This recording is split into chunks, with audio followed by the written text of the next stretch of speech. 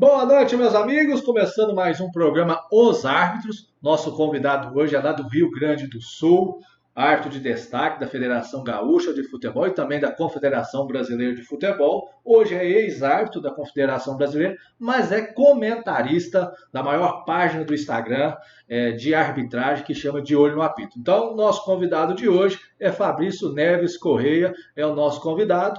Então, vamos lá. Boa noite, Fabrício.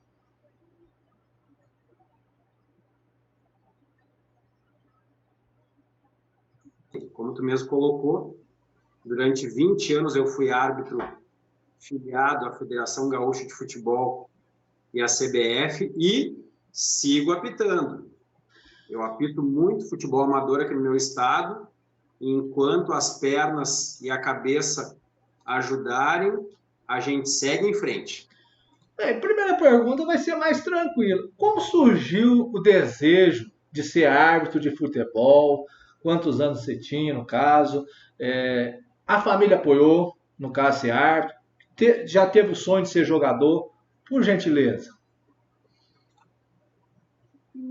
Jogar futebol, eu joguei futebol em nível escolar. Joguei futebol nos tempos de colégio, aqui no Instituto Porto Alegre, o nosso querido IPA, uma escola muito tradicional aqui da capital gaúcha, que oferecia bolsas de estudo para quem disputasse várias modalidades, e eu consegui essa bolsa falando de futebol. E aí lá a gente disputava muitas competições e depois de cursar o nosso antigo segundo grau, que agora é o ensino médio, eu me tornei acadêmico de educação física do próprio IPA.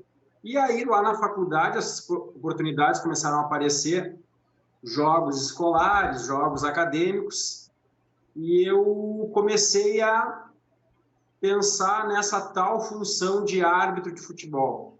Até porque um estudante de educação física, quando está começando o seu curso, a gente topa tudo, a gente topa fazer recreação de festa infantil, arbitragem das mais diversas modalidades, e a arbitragem de futebol era a que melhor pagava. Então, isso foi uma questão também de sobrevivência. E aí comecei a apitar esses jogos em escolas, em universidades, faculdades, e a coisa começou a criar corpo. As pessoas me mentiam por aí: não, tu leva jeito, tu corre bem, tu te desloca, tu tá conseguindo ter um bom controle de jogo.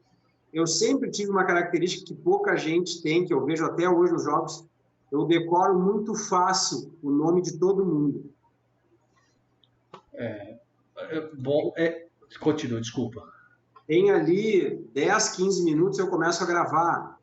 Joãozinho, Zezinho, fulano, Beltrano, Tião, e assim vai indo. Os apelidos também: alemão, negão, índio. E aí eu sempre tive isso como característica. Eu acho que tu, sabendo o nome de uma pessoa, a aproximação é bem mais fácil. E num jogo de futebol, onde tem aquele clima de competição, aquele clima de rivalidade, e em muitos momentos tenso, eu acho que isso ajuda e muito durante o andamento do jogo. Bem, igual o pessoal está nos acompanhando aqui no canal, igual você explicou nessa questão, em Porto Alegre, o maior clássico seria, né, igual você já apitou Grêmio e Internacional, é o jogo mais difícil no Sul de apitar ou não? Ou tem outro jogo que é mais difícil de apitar no Sul? Não, tem clássicos menores aqui que são bem mais difíceis que o Grenal. A gente tem aqui o grande clássico de Bagé, que é uma cidade lá da fronteira, que é o Baguá. Bagé versus Guarani, que é um jogo... Pensa num jogo que sai faísca. É o Baguá. A gente tem também o Brapel, que é lá de Pelotas, que é Brasil versus Pelotas, que também é um jogo muito tradicional, muito aguerrido. e outros tantos também. O Grenal é o mais famoso e tem aquela mística de ser o clássico mais famoso do Brasil, por ser de duas cidades, de dois times da mesma cidade. A gente sabe que é clássico mineiro. Certo. Estou escutando. Eu estou ouvindo um barulho, por isso que eu parei. Não, não, os cachorrinhos da minha residência aqui, eles estão tendo um pouquinho de carinho com o outro. Você me desculpa, pode, é os cachorrinhos, são os amores, sabe? São dois irmãozinhos, eu peço desculpas, fica à vontade. É os amores. Então, Rafael, como eu estava te dizendo, o Grenal é um jogo muito famoso, é um jogo muito cercado de mística, mas a gente tem também aí o clássico de vocês, que é o Cruzeiro e Atlético, a gente tem Goiás e Vila Nova, a gente tem os grandes do Rio, os grandes de São Paulo. Então, eu acho que cada clássico tem a sua rivalidade, mas a gente sabe que o Grenal ele é muito famoso por ser sul do país, muito próximo da Argentina, muito próximo do Uruguai. Então, tem toda essa mística que tudo é muito mais aguerrido aqui no nosso clássico de Porto Alegre. Bem, continuando a live, então, eu peço aí desculpas, no caso. Nós estamos aí transmitindo só no canal da RS View. Se der uma travada no canal, é só entrar e voltar no canal, mas está sendo gravado, é problema de internet no caso, pode ser, mas está funcionando aqui. O pessoal de cá, nós tivemos um problema mais cedo, por isso eu só estou analisando essa questão, mas está funcionando impecável no celular, eu estou assistindo. Bem, uma pergunta polêmica, eu vou agora para a Copa do Mundo, no caso. Como você também apita o futebol amador, é ex-árbitro profissional, mas ama na arbitragem. Como que você viu a arbitragem em si da Copa do Mundo? Como que você viu a arbitragem brasileira? Te agradou ou não? Você acha que deveria ter ido outros árbitros brasileiros? Por exemplo, eu vou citar um árbitro que eu sou fã dele, mas ele é ex-árbitro, que é Bion Campers, que tinha 49 anos, apitou a final da Eurocopa. Néstor Pitana também, um argentino, 40 alguma coisa. Então, Marcelo de Lima Henrique estava sendo o melhor árbitro do Brasil. Você achou boas escolhas do Brasil na Copa? Bom, eu queria primeiro falar no geral. Eu achei que, no geral, a arbitragem da Copa do Mundo foi uma arbitragem boa, uma arbitragem nota 7. Mas eu acho que a gente também se enganou com árbitros que apitam grandes ligas da Europa que foram muito mal na Copa do Mundo. Eu pego os exemplos do Oliver, inglês, e do Laoz, espanhol. Árbitros que apitam grandes jogos nas suas ligas e, principalmente, partidas decisivas da Champions League. Mas que na Copa do Mundo, não sei, acho que sentiram a pressão, sentiram um pouco do futebol de outras escolas e foram mal, muito mal. Sobre o VAR. O VAR foi excelente. Todas as decisões rápidas, muito pontuais e precisas, e principalmente a autonomia do árbitro dentro do campo de jogo ficou bem presente. O que o árbitro decidia, estava decidido, e pouquíssimas vezes se teve o recurso do monitor na beirada do campo. Sobre os árbitros brasileiros, eu achei que a escolha, tanto do Sampaio como do Klaus, foi a indicada. São os dois melhores árbitros do Brasil atualmente, sendo que o ano de 22 do Sampaio, falando de temporada do Brasil, temporada sul-americana e temporada de seleções, foi mais proveitosa que a do Klaus. Ele pegou os jogos muito mais difíceis e o mental dele foi muito mais exigido. Tanto que na Copa, Primeiro jogo do Klaus, que foi um jogo bem importante. O Klaus, na sua parte técnica e mental, teve alguns problemas, mas principalmente o dito relógio dos acréscimos, que foi perdido, todo o tempo perdido se fosse recuperado, mas o Klaus deu tempo de acréscimo ao extremo, exagerado. E aí, isso aí levou ele a tomar algumas decisões que foram equivocadas durante o jogo. Em compensação, o Sampaio, todos os jogos,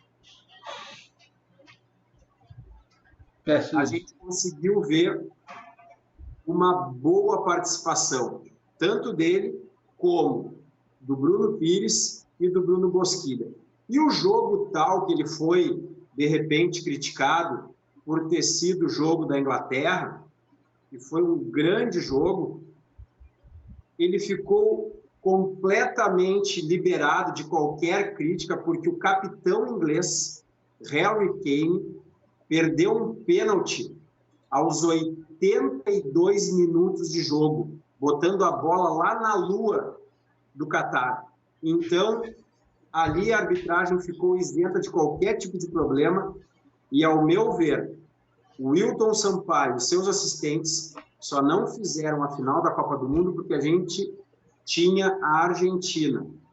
E a Argentina, nos últimos anos, tem pesado muito os seus pedidos falando de arbitragem dentro do cenário mundial de futebol. Então, a Copa do Mundo, a sua final, ficou na mão do polonês Marciniak, que teve uma arbitragem de altíssimo nível. E a Argentina foi campeã por competência e principalmente por vontade de ser a campeã da Copa do Mundo do Catar. Bem, igual você falou dos árbitros, né, dos brasileiros, você comentou o árbitro inglês, eu via muitos comentários na questão, eu, assim, com todo respeito, o pessoal da arbitragem, mas aquele lance da mão, que falar que é posição antinatural, que não foi involuntária, se não marca uma penalidade daquela, não foi de disputa, foi um lançamento do alto, o jogador correu, e correu errado. A palavra certa é igual você falou, o cara errou, correu errado. Sinto muito, não precisa dar amarelo, eu entendo dessa forma. Mas foi falta, se é dentro da área, e o pior, que apareceu a tarreta lá no caso, verificação de pênalti. Focou no árbitro, o árbitro balançou a cabeça e não aceitou. Aí até comentei na página de Olho no Apito, árbitro foi muito bem, foi isso, foi aquilo. Eu já sorteio o verbo lá, você está de gozação comigo, porque tem muito árbitro que não fala, não questiona o trabalho do outro. Eu acho assim, ainda mais que for um árbitro estrangeiro, eu vejo dessa forma que eu acho que tem que ter, a gente tem que fazer uma análise crítica nessa questão.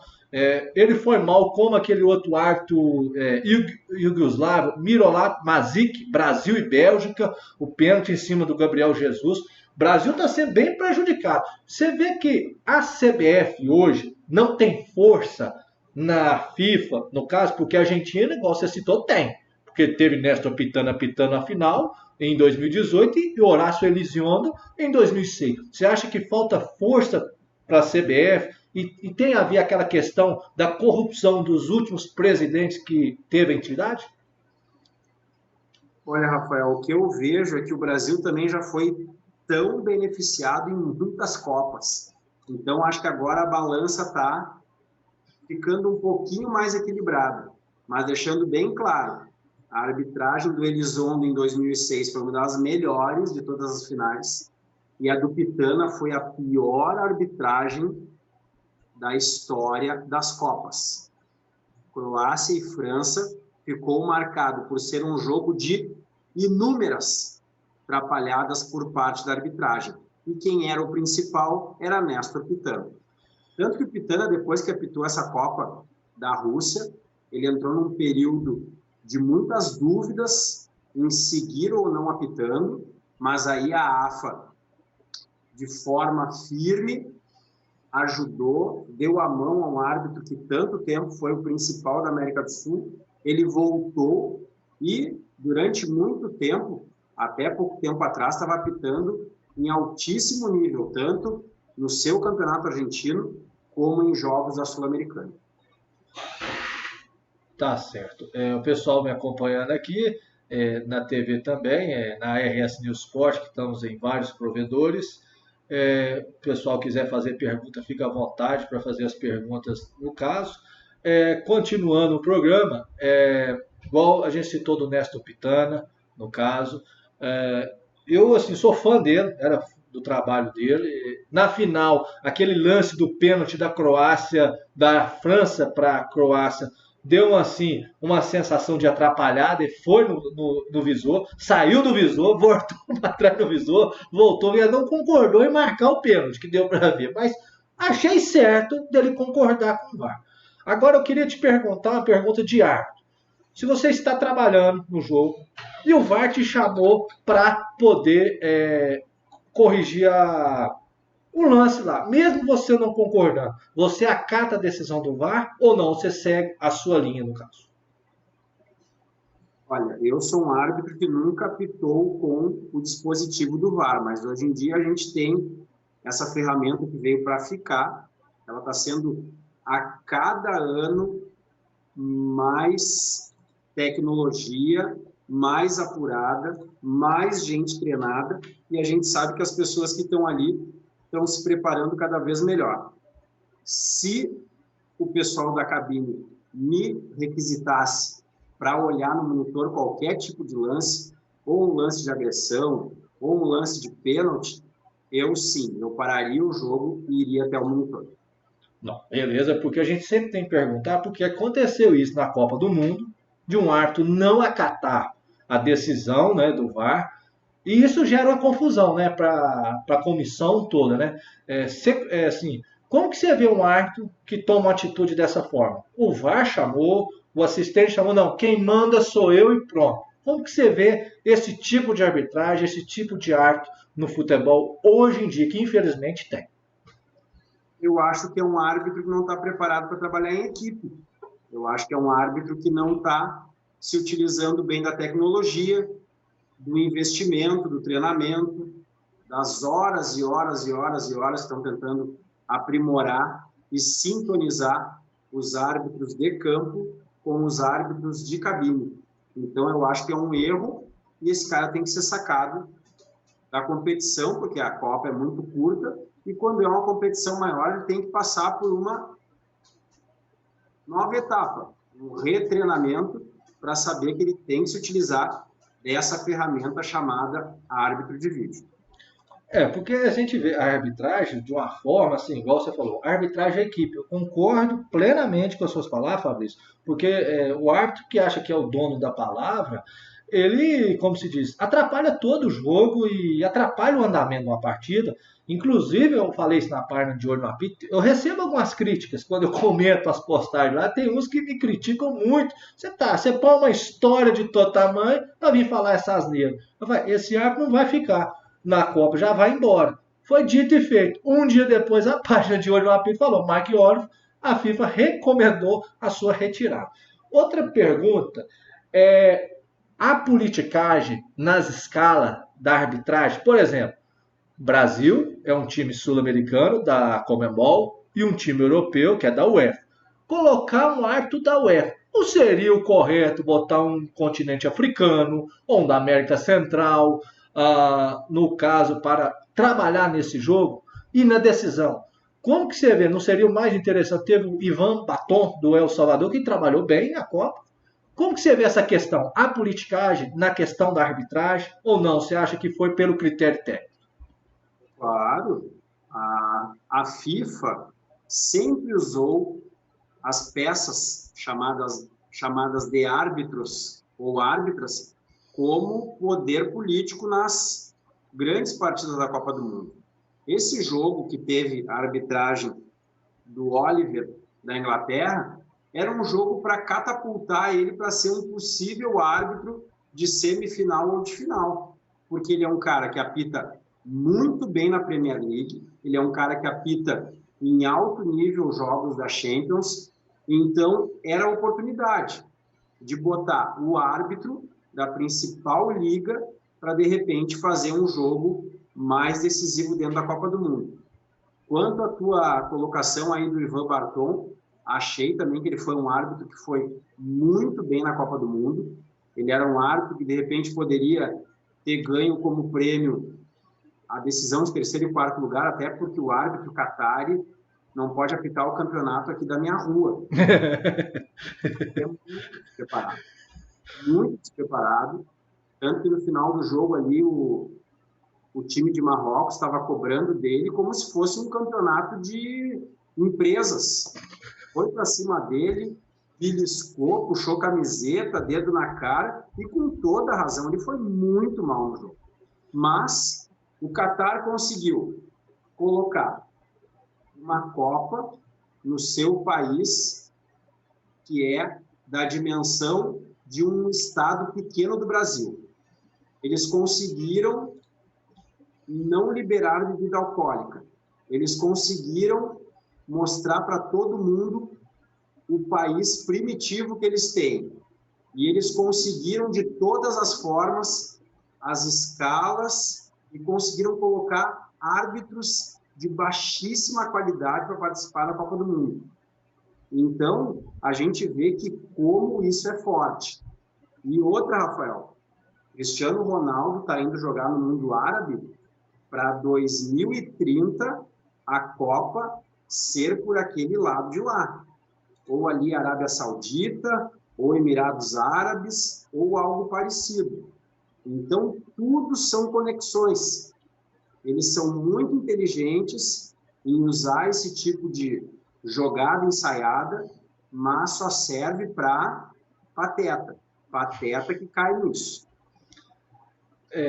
Bem, continuando, eu vejo que eu concordo plenamente com esse ponto de vista. É uma politicagem que tem envolvida nos bastidores. Hoje, igual a gente, né, falou dos árbitros brasileiros, no caso, o Wilton, que são os melhores, o Rafael Claus, mas também temos a arbitragem da América do Sul. Quem que você vê na América do Sul de grande destaque hoje? Eu, por exemplo, até fiz a live com ele mais cedo, o Jesus Valenzuela, que eu sou fã dele por causa que eu acompanhei os jogos dele, e também de Facundo Telo. Eu já acho que Fernando Rapalini é um árbitro razoável, mas que tem uma proteção da Conmebol, que foi fazer a Eurocopa. Como que você vê quem está melhor hoje na arbitragem da Conmebol, tirando os brasileiros? Eu gosto muito também do Valenzuela. É um árbitro que, dentro do cenário caótico do futebol do seu país, conseguiu mostrar muito talento e muita categoria. Pode continuar. Desculpa, peço perdão. Fez uma boa Copa, foi um árbitro que se destacou. O Facundo Tejo é um cara que eu gosto muito também, mas infelizmente não aproveitou. Foi mal na Copa do Mundo, não teve um bom aproveitamento. Eu gosto muito também do chileno, que está se destacando agora, que eu acho que é o Pizzi, que é um árbitro muito bom, grande árbitro. E também o uruguaio que esteve na Copa, que foi o Andrés Matonte, que pode saber, Rafael, 23 e 24 ele vai se firmar como um dos principais árbitros do nosso continente. Hoje, com várias aposentadorias, Patrício Oswaldo, que se aposentou, também Julio Basculian, Roberto Tobá aposentou.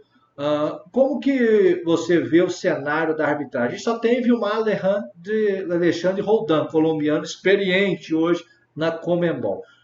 Você acredita, então, que o Andrés Matonte será, então, o segundo nome mais pesado da Conmebol para os jogos mais importantes? Por exemplo, Uruguai apitar um time brasileiro e argentino, já está aí. Então, no seu caso, você vê dessa forma no caso? Acho que sim.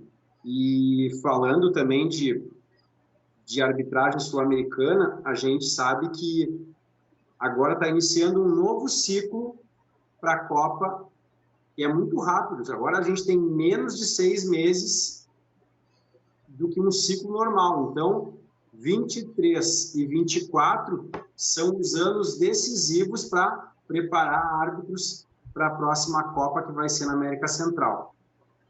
Árbitros do Brasil, que eu vejo também que a CBF agora pode começar a pensar com um pouco mais de cuidado, de cautela e de carinho.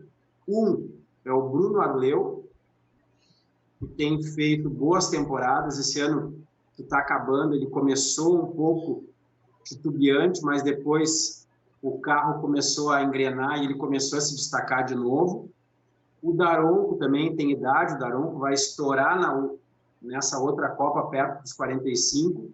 Então, se o Daronco aprimorar um pouquinho também algumas questões que ele tem, principalmente não comprar bronca com esses jogadores. Isso, eu vou te desculpa até interromper. Agora deu até vontade de interromper. Não compra bronca, não compra. A arbitragem sempre vai perder, Rafael, quem está acompanhando. A gente é o pedacinho pequeno do futebol. Pequeno. Eu até queria brincar contigo. Já que o Infantino na Copa foi o árbitro lá do Jogo das Estrelas, das lendas da FIFA, ele podia ver como os árbitros poderiam ganhar muito melhor quando chegam numa Copa do Mundo. Verdade. Não é fácil.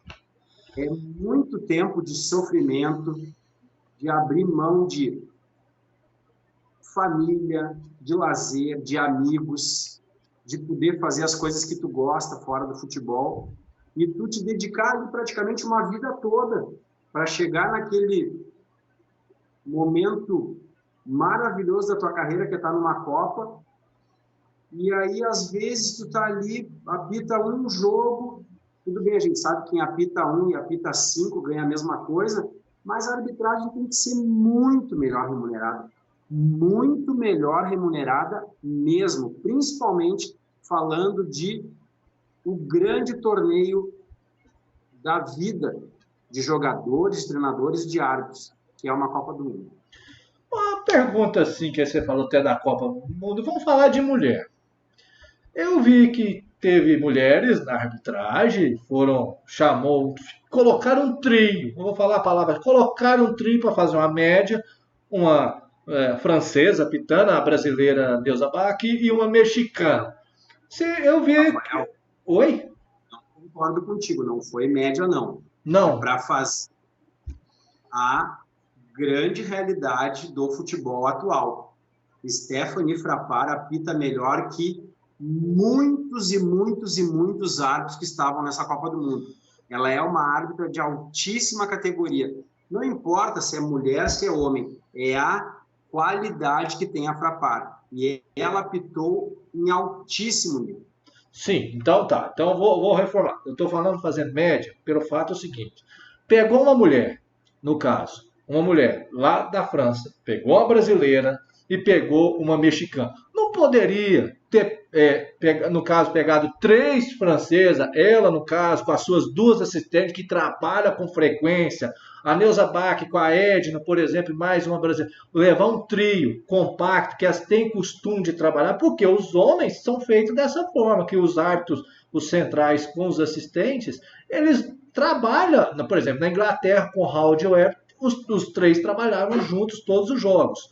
Então, assim, não seria o mais correto de dar o espaço para a mulher, ela com trio, aí eu falo casa fechada, com os 2 bandeiras? Porque para mim eu vi dessa forma. O que você tem, no caso, falar nessa questão? Você acha que, não, tá certo, mas deveria ter colocado? Eu acho que um dos grandes acertos da FIFA dessa Copa do Catar foi ter colocado para todo mundo enxergar que elas vieram para ficar. Elas têm muita competência, elas são muito precisas.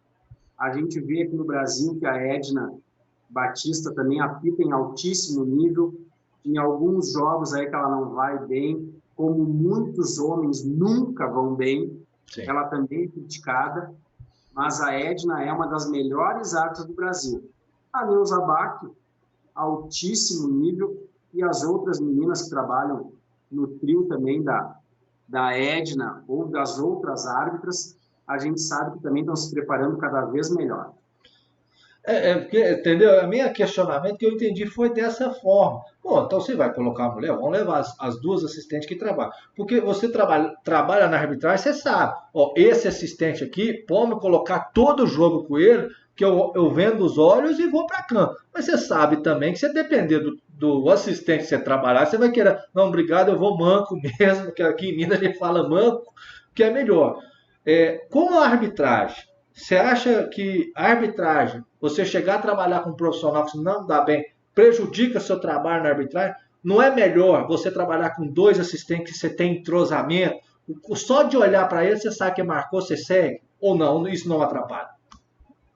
Olha, eu vou te contar uma história que há muito tempo atrás eu passei. Eu era um árbitro que, quando eu comecei a me destacar, eu tinha junto comigo Carlos Simon, Leonardo Gaciba, Leandro Voaden. Então era difícil, era muito difícil. E aí, certa vez, o pessoal da comissão de arbitragem me perguntou: tu que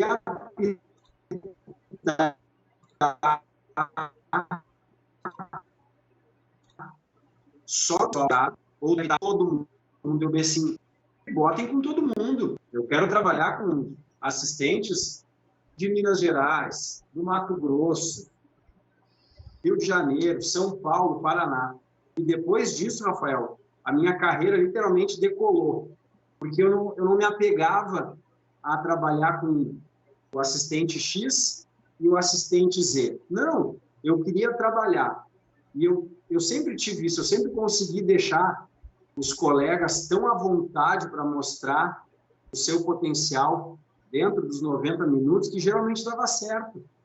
Tivemos erros, claro que sim, mas geralmente a coisa começava a ganhar corpo durante o jogo e a gente se entendia quando era tiro de meta, quando era um pênalti, quando era um cartão vermelho, quando era um cartão amarelo. Então, eu acho que essa coisa de ser o trio sempre fechado, eu acho que limita muito a arbitragem. Concordo com essa colocação que limita. Mas, assim, às vezes pode acontecer um trabalhar com um profissional que prefere trabalhar com outro árbitro e pode fritar. Isso acontece na arbitragem. Entendeu? Por isso que eu falo muito dessa forma. Porque quando você trabalha com a casinha fechada, o trabalho sai muito bem. Mas, igual você falou, você quer trabalhar em vários jogos, aí você é sujeito a trabalhar com vários profissionais. Já aconteceu, não precisa citar nome, por favor, algum profissional te desrespeitar no vestiário, alguma forma mais assintosa, assim, nesse caso, ou não? Todos foram profissionais quando você estava em campo, tanto no amador, no profissional, na base? Cara, o que a gente vê de vez em quando dos jogadores trocando palavrões e se empurrando, se prometendo na arbitragem, também acontece disso.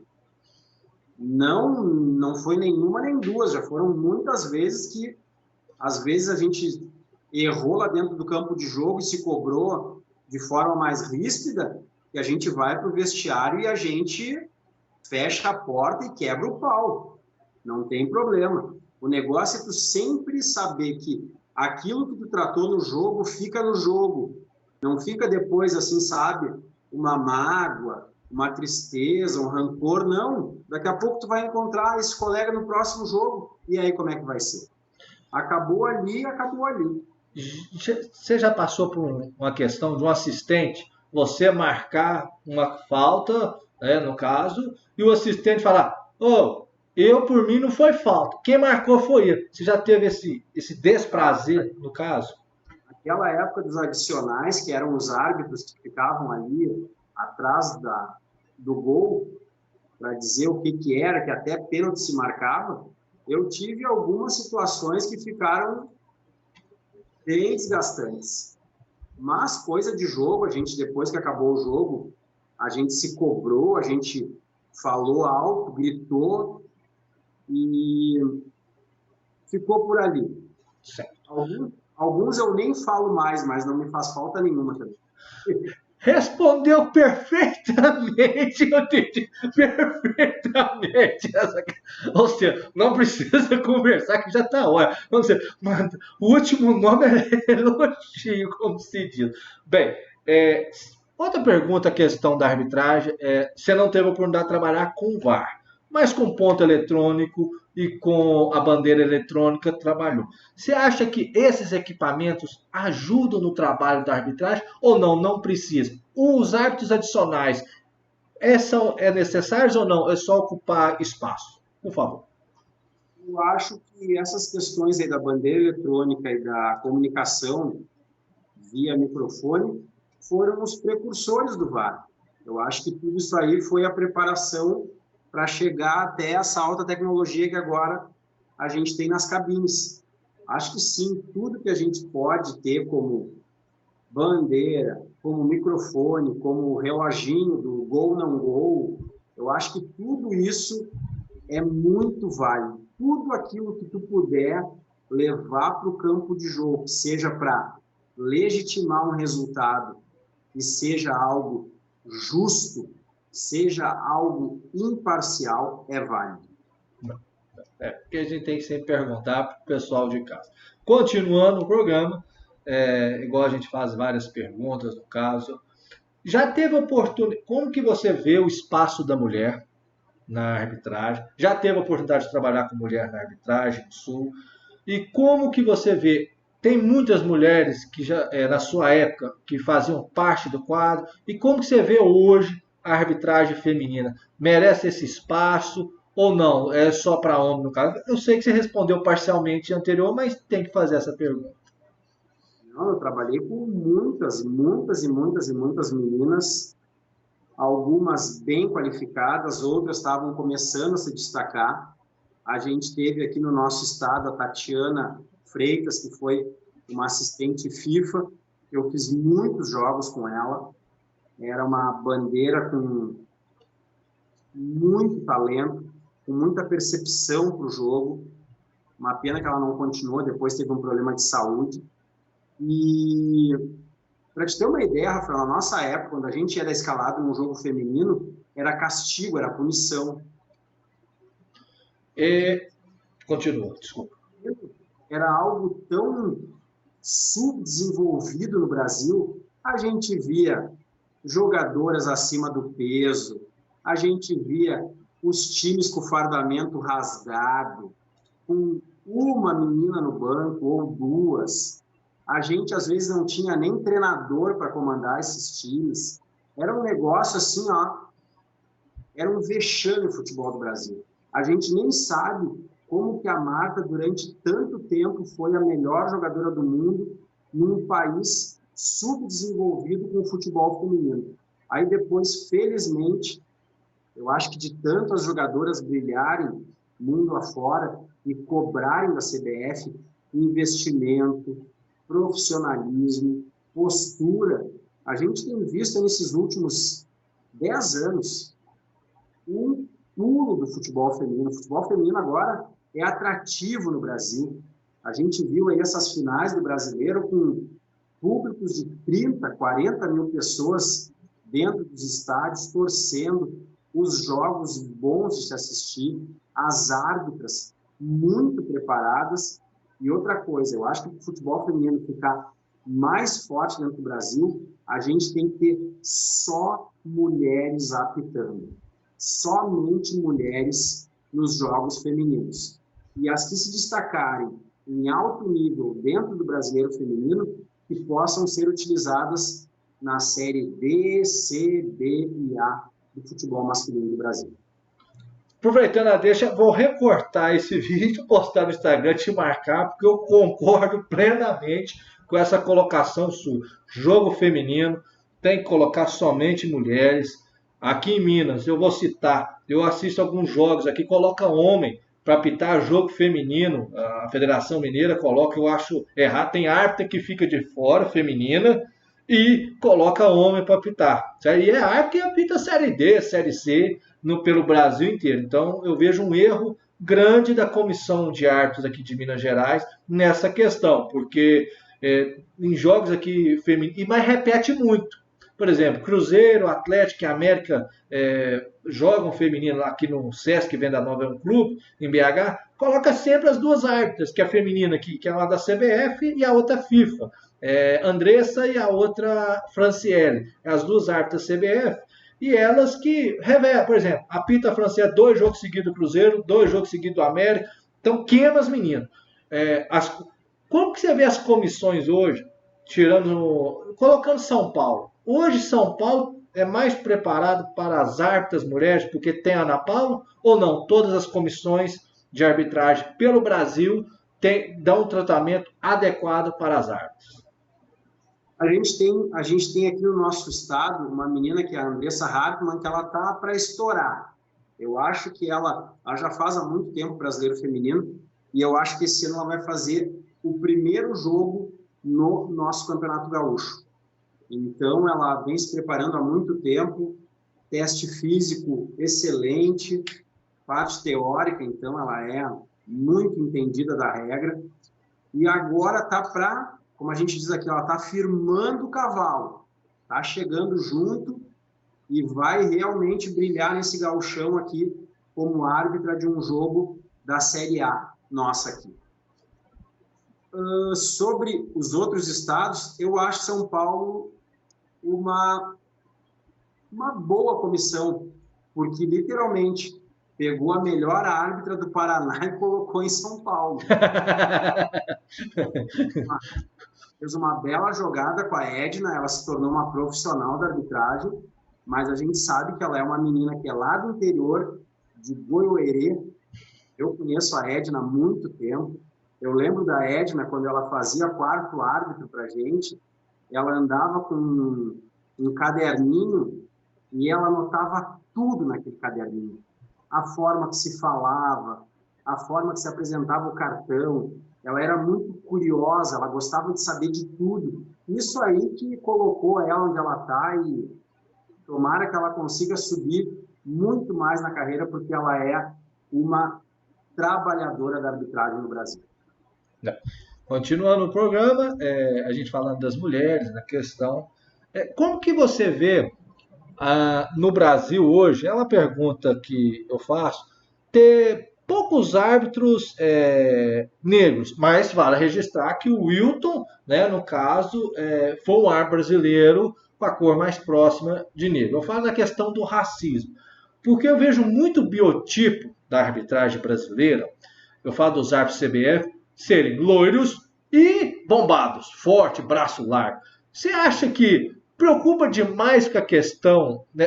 Eu acho que preocupa mais com a questão estética em vez da qualificação, ou não? Ou é só impressão minha? Eu acho que não, Rafael. Não vou me apegar a essa questão de racismo, de estereótipo. Eu acho que o cara tem que ser bom. Eu acho que o cara tem que ser bom.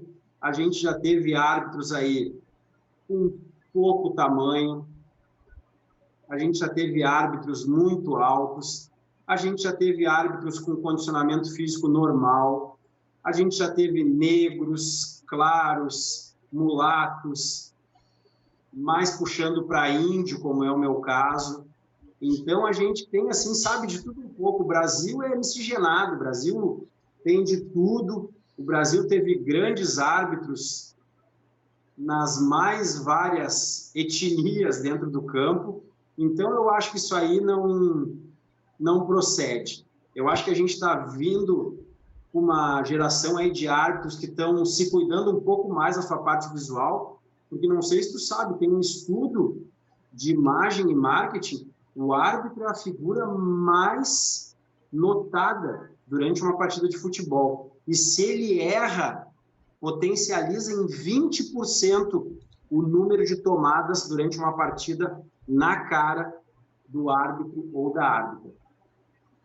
A gente faz a pergunta que é igual fala. É a curiosidade que eu tenho, no caso. Bem, continuando o programa, continuando a arbitragem, que é um assunto que nós todos gostamos de falar. Hoje você é comentarista do De Olho no Apito. E você já sofreu alguma, por exemplo, você comentando um jogo, é a página que todos os árbitros brasileiros acompanham, eu tenho certeza disso, você pode me confirmar. Algum árbitro já te mandou a mensagem, pô, Fabrício, você falou isso de mim, você vai me quebrar minhas pernas, já aconteceu esse desagrado, ou não, por favor. Teve gente que chorou comigo no telefone. Eu peguei muito pesado, eu peguei muito pesado, eu tinha que respeitar que o cara estava retomando depois de um erro, estava aos pouquinhos, chegando de novo na Série A. E, Rafael, deixando bem claro que antes de estar na página de Olho no Apito, eu tenho a minha página, que é a Central do Árbitro. Bom, então, desculpa, pode falar à vontade da página aí para o pessoal, como que faz, no caso. Todo jogo que eu assisto, no outro dia eu faço um comentário muito menor que o de Olho no Apito, que às vezes eu acho muito longo os comentários que a gente tem ali. O meu é 1 minutinho. O cara foi bem, o cara foi mal, o cara acertou no pênalti, o cara vacilou em não ter botado o treinador na rua. É 1 minuto, 60 segundos eu faço análise do jogo e quem quiser pode seguir ali, Central do Árbitro. Não, beleza, então, pessoal, já daqui a pouquinho a gente vai colocar aqui, pessoal, para mostrar a página aí, no caso, Central do Árbitro, pessoal, e aí vai acompanhar aí, vai aparecer na página aí, Central do Árbitro aparecendo, daqui a pouco eu colocar para o pessoal ver, né, a página, no caso, um momento, por favor, pedindo o pessoal aí só colocar aqui, que ao vivo é assim, né, meus amigos, a gente tenta fazer ao vivo, tem essa questão de a gente mostrar a página aí, quem quiser acompanhar o Fabrício, no caso, falando sobre a arbitragem, está correta a página, não está? Central do Apito, no caso aqui, eu vou ter a seguir não. Oi? Rafael, Central do Apito é da Rede Globo. Eu registrei a minha Central do Árbitro 11 dias antes da Central do Apito. Central do Árbitro. Não, ok. Então, desculpa, então, me perdoa, por favor. É Central do Árbitro, meus amigos. Eu peço desculpa, aí a página aparecendo, vamos seguir a página. Tá aí falando de toda a arbitragem, tá aqui o Fabrício fazendo os comentários, no caso aí, tá aparecendo ele aí. Inclusive, Fabrício, eu vou só pedir um minuto de silêncio para passar um comentário seu de uma partida. Tudo bem? Pode. Então, beleza. Pessoal de casa acompanhando a página Central do Árbitro, no caso. Então, vamos mostrar aí o Fabrício aparecendo na imagem aí, num jogo. Vai abrir a página, um momento. Só um minutinho. Foi na partida Bahia vence o Grêmio com gol de pênalti. Inter bate o Avaí por 2-0. É o comentário no caso. O pessoal de casa vai ver nesse momento. Então, vamos rodar o que o Fabrício falou sobre a atuação da arbitragem, até palmas do Thiago Silva. No momento, vamos lá. O Thiago foi um parceiro durante muito tempo, investiu seu talento como showman das imagens aí. Então, tá bom, então. Então, vamos lá, então, passar o comentário, então. Vamos lá, pessoal de casa acompanhando a análise do Fabrício Neves, árbitro da Federação Gaúcha e também da Confederação Brasileira. Hoje também é comentarista da página Central do Árbitro. Olá, amigos do canal Central do Árbitro. Final de semana, mais uma rodada do Brasileirão. Sábado em Salvador, derrota do Grêmio. 1-0 para o Bahia, gol de pênalti. Fernandão botou nas redes. Lance muito bem assinalado pelo FIFA do Pará, Delson de Freitas. Jeromel, zagueiro experiente, multicampeão pelo Grêmio, vai de forma atrapalhada para a bola. Braço aberto, correndo risco. A bola bate na sua mão e o pênalti é muito bem marcado. Arbitragem muito boa por parte da equipe que atuou lá no Pituaçu. Aqui ontem, Beira-Rio, vitória do Inter, 2-0 contra o Avaí. Primeiro tempo muito ruim por parte do Internacional. O time de Florianópolis tomou conta das ações do jogo, mas não conseguiu botar para a rede. Segundo tempo, tivemos um lance bem discutível. Um lance de escanteio, Cuesta e Betão trocam empurrões, faltou o poder de decisão do árbitro carioca Rodrigo de Sá, de tentar de alguma forma acalmar os conflitos.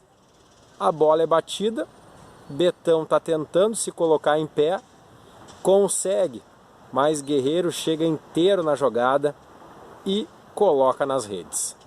Gol legal, mas faltou o poder de decisão de dar uma bronca na defesa antes da cobrança de escanteio. Depois do segundo gol, tranquilo, lance de contra-ataque, gol de Edenilson. A arbitragem do Brasileirão está passando por isso. Alguns árbitros que estão indo para o campo e atuam muito no VAR, está faltando a rotina do lugar, a prática, o cheiro da grama. Valeu, pessoal, uma boa semana a todos, abraço grande. Bem, olá, amigos do canal. Isso aí então foi o Fabrício, né, no caso aí falando, né, analisando. Boa pergunta, VAR. O árbitro que fica no VAR aconteceu em Minas Gerais, Atlético e Cruzeiro, o Igor Júnior Benevenuto, só ficando no VAR, foi apitar o clássico e gerou várias críticas. Eu queria sua visão. Você acha que o árbitro que fica só no VAR, quando volta para campo, volta todo desempenado, todo duro, esquece muita coisa aquele ambiente de campo? Rafael, a tua pergunta já foi a própria resposta. O cara que é especialista de vídeo só tem que ficar no vídeo, nem teste físico tem que fazer mais. O cara tem que ficar só mentalizando e acelerando o movimento de olhos, o seu mental, situações de jogo. O cara tem que se preocupar em ser o melhor na cabine. O campo acabou para ele. E isso não é demérito nenhum. O cara vai ser um árbitro FIFA de vídeo, como é o caso do Igor. Então, eu penso isso para os árbitros de vídeo e para os árbitros de campo. Depois que o cara fica um especialista de vídeo, tem que esquecer o campo de jogo. Beleza. Pessoal aí acompanhando, outra pergunta que eu tenho a dizer. Na FIFA, na Copa do Mundo, falamos agora que tivemos mulheres apitando jogo. A Conmebol, a UEFA, você acha que vai aderir, vai colocar, por exemplo, a Edna FIFA? Você acha que você vai ver a Edna apitar um jogo de Libertadores ou Sul-Americano? Outras mulheres também? Gostaria de saber. Ela já apitou. Ah, desculpa. Então agora é só ter mais sequência e ela tem que brilhar nos grandes jogos de times argentinos, dos times uruguaios, dos times chilenos, e que a gente possa ter aí professor Pomeroy, que sabe o nome de várias árbitras da Sul-América aqui. A gente sabe que tem uma argentina que é muito boa, que tem uma paraguaia também que é ótima. Então tem que aparecer nesses grandes jogos aqui do nosso continente, principalmente na Libertadores. Assim, eu entendo que a Edna já apitou, a Ana Paula foi uma das primeiras, mas foi jogo do Brasil. Foi um clássico Palmeiras e Corinthians, abandeirou um jogo, né? A Ana Paula Silva de Oliveira em 2005, 2004, se eu não me engano. A Edna, igual você falou, que ela já trabalhou. Mas eu pergunto assim, você acredita que vão colocar as mulheres num jogo de quartas, de finais, semifinais? Esse ano, daqui 5 anos, como que você vê a expectativa? Eu espero que seja logo, elas mostrando a competência, elas mostrando como elas estão preparadas para esses grandes momentos dentro do futebol, tem que ser para já. 23 já pode colocar as meninas para trabalhar nesses bons jogos. Árbitros FIFA, esse próximo ano agora, surgiu 2 nomes, né? Ramon Abad, né, que estava apitando principais jogos pelo Brasil. Abate, desculpa. Esse árbitro estava tendo vários jogos clássicos, por exemplo, Atlético e Corinthians em Belo Horizonte ele fez, Flamengo no Maracanã, vários jogos. E também, como surpresa, eu falo que é surpresa, Paulo César Zanovelli, que virou FIFA. Tinha outros. Como que você vê, nesse momento, a indicação dos 2 árbitros para ser FIFA? Você acha que não deveriam ser esses 2, poderia ter sido outros? Por gentileza. Ou não pode falar no caso? Não, posso falar de tudo. De tudo. Eu acho que eu vou fazer uma analogia ao aeroporto. Ramon Abate Abel já está voando. Céu de brigadeiro, voo de cruzeiro. E o Paulo César Zanovelli está chegando no aeroporto. Falta muito, mas falta muito mesmo. Muito. Eu comparo muito a chegada do Zanovelli à FIFA, a chegada do Toski. Os dois estavam começando a apitar jogos pequenos da Série A e já viram que é uma possibilidade, que é um promissor, porque é um árbitro que vai muito bem na parte teórica, é um árbitro que tem boa aceitação dentro da sua federação, dentro da comissão. Não. Eu quero de coração que o Zanovelli possa ter uma carreira bem mais de brilho que o Toski dentro da FIFA. Porque o Toski saiu da FIFA não porque recebia a crítica de todo mundo, porque todo mundo pegava no pé dele, não.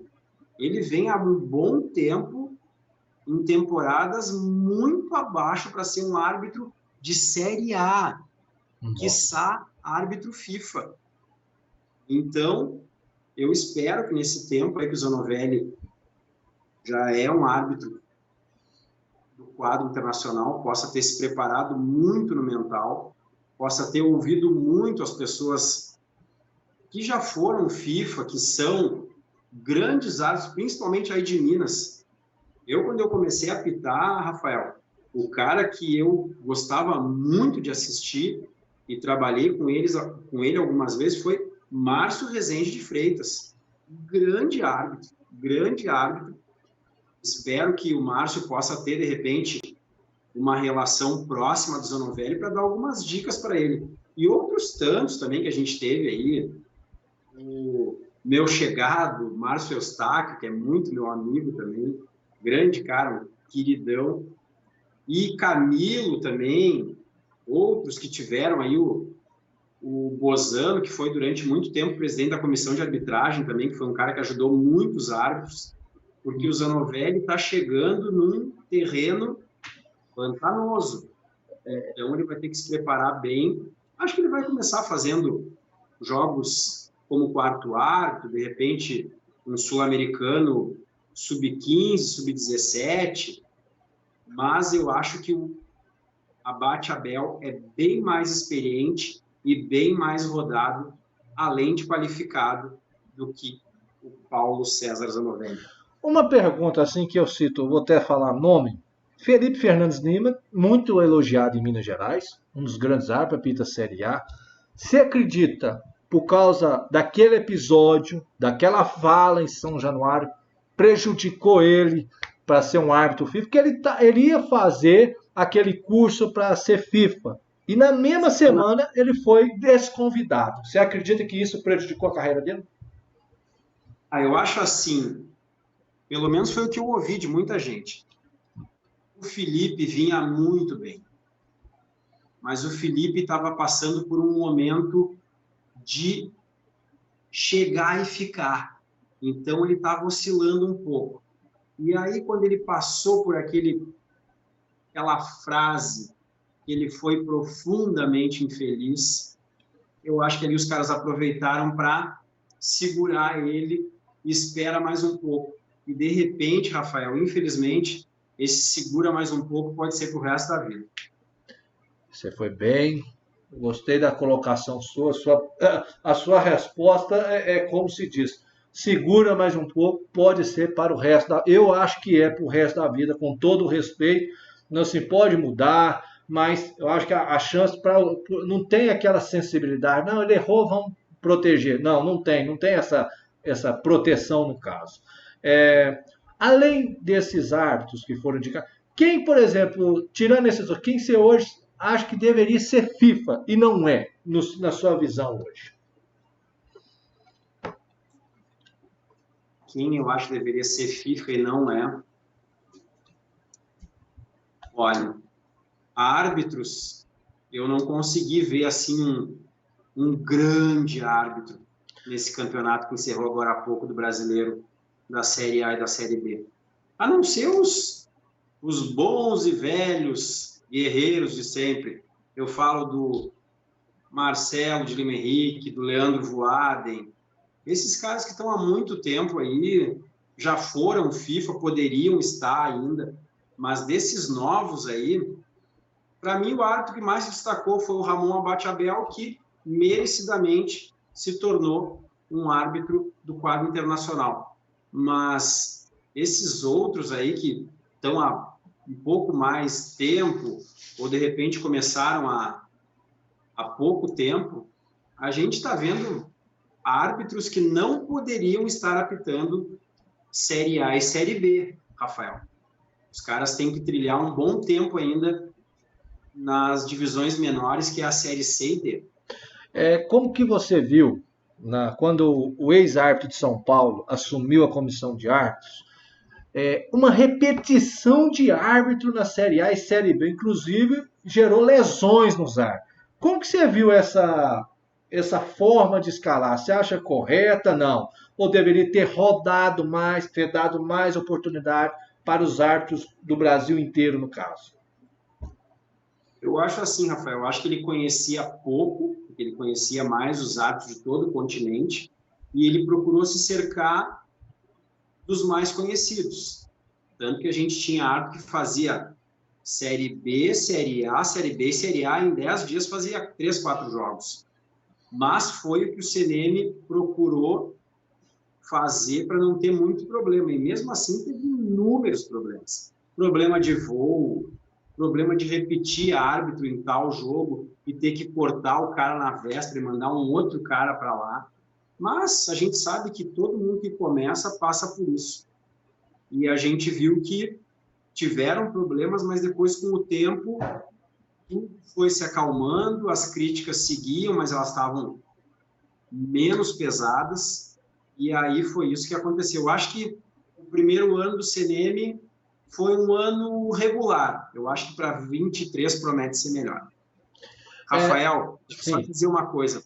A minha bateria está acabando e eu não trouxe o carregador, então a gente vai ter que se despedir daqui a pouco. Então, vou pedir então para fazer as considerações, né? Melhor fazer as considerações. Quero te agradecer demais que participou da live. Fica um novo convite para voltar, tendo a sua disponibilidade na sua agenda. Sei que a sua agenda é lotada, tem seus cursos que você estava fazendo em aula, também na página central do árbitro, na página de olho no apito. Uma pergunta antes de encerrar. O árbitro para de apitar, ele ainda continua com a alma de árbitro ou não? Sempre. Eu quando eu resolvi parar em 2016, porque eu não suportava e não suporto mais o sistema de arbitragem gaúcho e brasileiro. Tem que mudar, alguma coisa tem que mudar. Alguma coisa tem que mudar. Mas logo depois os convites começaram a aparecer de ligas, de prefeituras, de secretarias, e aí eu voltei e te digo, Rafael, eu apito mais agora do que quando eu era escalado por essas entidades. Porque não tem sorteio, pouca gente veta, o pessoal gosta, então vamos em frente. Árbitro, sempre árbitro. Ainda mais eu que sou um árbitro de sangue na veia, como eu digo. Queria deixar para vocês uma mensagem de um 23 cheio de saúde, de paz, que vocês possam estar sempre cercados por aqueles que gostam e admiram, e muito futebol. Sigam apitando, procurem sempre fazer o correto, o certo, porque é isso que tem que vencer em qualquer esfera do esporte. Sempre os corretos e os decentes. Desejo para vocês um grande ano e que a gente possa logo, logo se ver ou lá na Central do Árbitro, que é a página que eu sou o gestor, ou então naquela que eu colaboro como um peão, luva e macacão, que é a de olho no apito. Valeu, Rafael. Abraço para todo mundo e até a próxima. Esse foi o Fabrício Neves, agradecer a presença dele. Fica um convite novamente para voltar no programa, aqui no caso, na RS News Sports. Vai estar já no YouTube, em breve, em questão de 4, 5 horas vai estar disponível lá, que a gente coloca para descarregar. Então, quem quiser acompanhar depois em off, e depois gravado, fica à vontade, que foi muito bacana essa live. Fabrício, muito obrigado, gostei demais. O pessoal do Sul aí tem umas opiniões fortes mesmo. Márcio Chagas também era forte para falar também. Então, Meus amigos, nós vamos encerrando a nossa live. Muito obrigado e até o próximo programa. Já sabe, RS News. Torcemos juntos.